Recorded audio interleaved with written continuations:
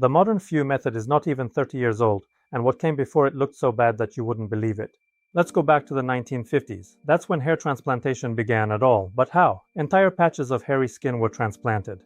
Hair transplants were mainly performed on war veterans after facial reconstruction. The primary focus was on saving lives, while aesthetics were of lesser importance. In the 1980s and 1990s, the FUE method emerged, a strip of skin from the back of the head cut into follicular units, a big step forward. But the scar remained. A linear one stretching from ear to ear. The effects were still far from perfect, so groups of hair began to be taken with a tool a few millimeters in diameter. It often looked like hair on a doll, until a certain doctor said there must be a better way. Dr. Inaba. The year 1988. He published a paper on the technique of extracting single follicles, but no one was interested.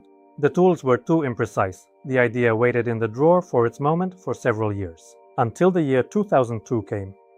Two doctors, William Rassmann and Robert Bernstein, published an article in Dermatologic Surgery.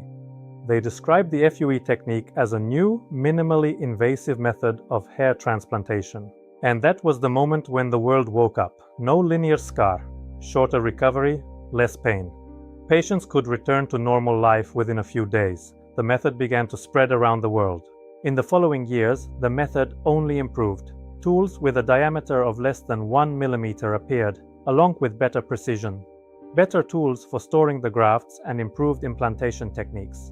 Today, FUE is the global standard. Minimal invasiveness, minimal scarring, and a natural effect.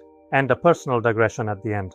Dr. William Rassmann, the same one who wrote this article in 2002, is still practicing in Los Angeles. In 2018, I had the immense pleasure of spending a few days with him as an intern. He is a man who changed hair surgery worldwide, and he is still operating.